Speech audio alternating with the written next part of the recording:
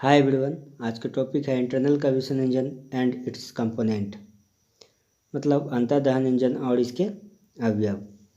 अंतर्दहन engine वह engine होता है जिसमें ईंधन का दहन सिलेंडर के अंदर होता है। इसमें ईंधन की रासायनिक ऊर्जा पहले ऊष्मा ऊर्जा में परिवर्तित होती है, फिर ऊष्मा ऊर्जा यांत्रिक ऊर्जा में परिवर्तित होती है, जिसमें क्रैंकशाफ्ट रोटेट करती है। और ऐसे इंजन सबसे पहले 1859 में इटानी लिनियर ने बनाया था। इसके बाद निकोलस ओटो ने 1876 में इसे पेटेंट किया, यानी मॉडर्न किया। और आजकल के लगभग सभी वाहनों में इंटरनल कंबशन इंजन का यूज किए जाते हैं। अब इसके अवयव के बारे में पढ़ेंगे, जो कि पहला है सिलेंडर ब्लॉक। यह बहुत ही अहम पार्ट होते हैं इंटरनल कंबशन इंजन के। यह इंटरनल कंबशन इंजन में जब कार्बोरेटर के माध्यम से एयर एंड फ्यूल के मिक्सचर आते हैं तो उसे पिस्टन खींचता है। उस समय सक्शन वाल्व क्या होते हैं, खुल जाता है।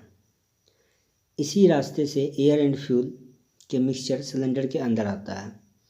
इस मिक्सचर के कंबशन से सिलेंडर में पिस्टन रेसिप्रोकेटिंग गति करता है।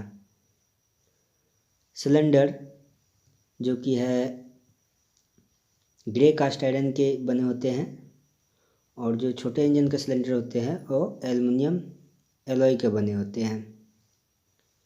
और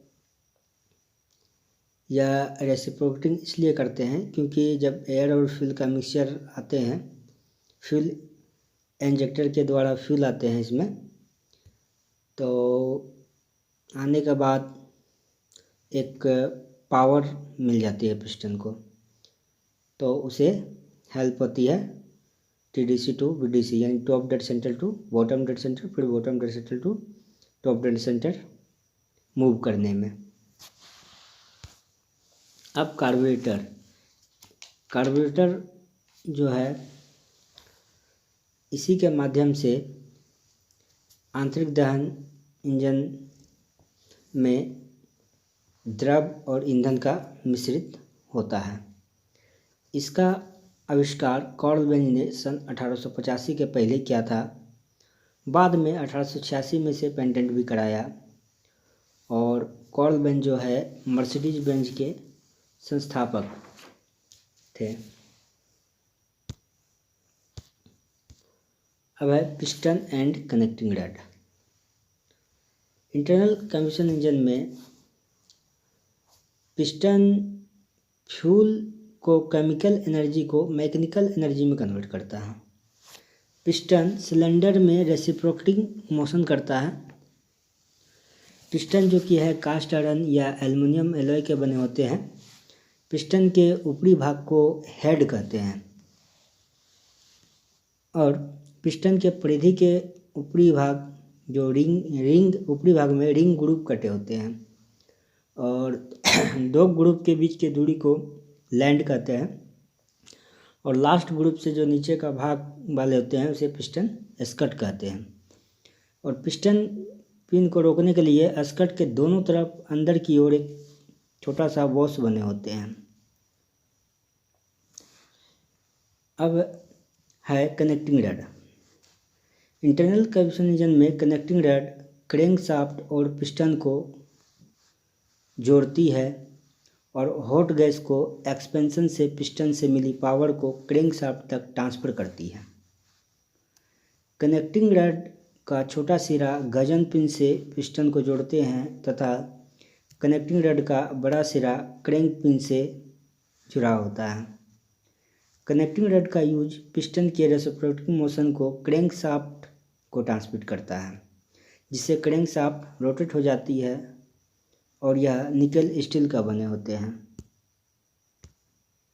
ये है कनेक्टिंग रड, और ये हमारे पिस्टन पिन है जो कि जुड़े होते हैं। ये पूरा है कनेक्टिंग रड। यही है गजन पिन, ये यहाँ पे लगे हुए हैं पिस्टन के साथ, और इसका जो बड़ा सिरा है ये क्रैंक पिन से जुड़े होते हैं क्रैंकशाफ्ट के साथ। तो चलिए अब नेक्स्ट देखते हैं। अब है piston ring. Piston ring, piston की परिधि पर ग्रुप्स में पिस्टन रिंग लगी होती है, जो कि यहाँ पे इस जगह यहाँ पे लगे होते हैं, ग्रुप्स में लगी होती है। ये रिंग कास्ट आयरन एलॉय की बनी होती है।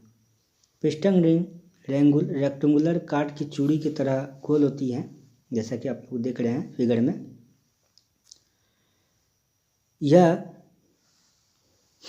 यह जो है बीच से कटी होती है। रिंग का आउटर व्यास बीच से क्या होता है, कटी होती है। यहाँ पे आउटर व्यास अधिक होता है।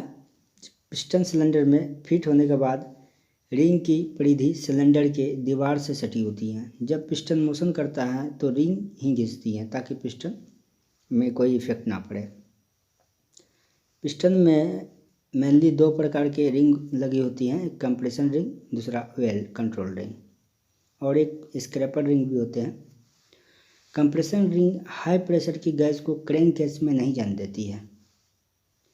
कंप्रेशन रिंग जो है हाई प्रेशर की जो गैस होती है तो उसे क्रैंक केस में नहीं जाने देती है।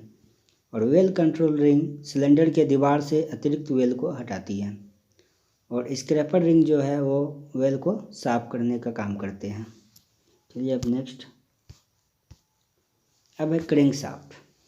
क्रैंक शाफ्ट का यूज हम पिस्टन की रेसिप्रोकेटिंग गति को क्रैंक शाफ्ट की रोटरी गति में क्रैंक शाफ्ट तथा कनेक्टिंग रड के द्वारा किया जाता है। क्रैंक शाफ्ट के मुख्य भाग में पिन वेब बैलेंसिंग होते हैं, पिन वेब बैलेंसिंग लोड तथा मेन बियरिंग जर्नल्स होते हैं, तथा कनेक्टिंग रड का बड़ा हिस्सा क्रैंक शाफ्ट की क्रैंक पिन से जुड़ा होता है, तथा क्रैंक पिन के सेंटर की दूरी को हम क्रैंक एरिया कहते हैं, तथा क्रैंक केस में जो बेयरिंग रहते हैं जिनसे क्रैंक शाफ्ट सपोर्टेड रहता है।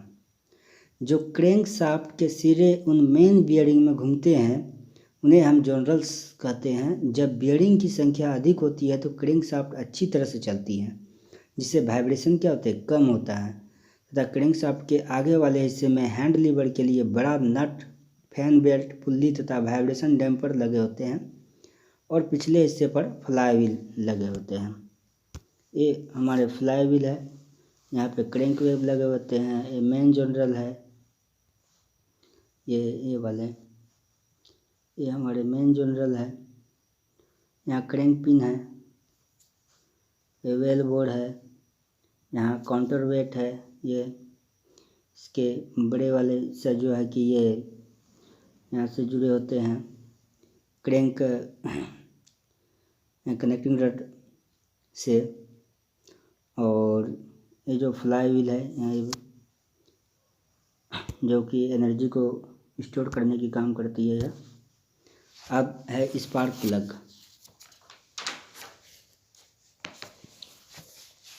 ऐसे इंजन में स्पार्क प्लग एक इम्पोर्टेंट पार्ट होता है, क्योंकि जब इंजन में फ्यूल और एयर के मिक्सचर कंबशन चैम्बर में आता है तो वह मिक्सचर कंप्रेस होता है। कंप्रेस होने के बाद एक चिंगारी टाइप का आग जनरेट होता है, जिससे पिस्टन को पावर मिलती है। तब पिस्टन ऊपर आ जाता है। उसके बाद स्पार्क प्लग स्पार्क करता है, जिसे मैंने अभी बोला चिंगारी होता है, तो पिस्टन नीचे फिर चला जाता है ताकि एग्जॉस्ट गैस बाहर हो।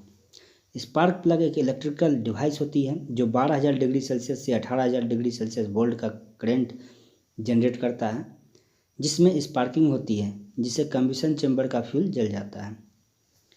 अब है वॉल्व। वॉल्व 2 टाइप के लगे होते हैं इंजन के अंदर, एक होते हैं इनलेट टाइप, एक होते हैं आउटलेट टाइप या एग्जॉस्ट टाइप।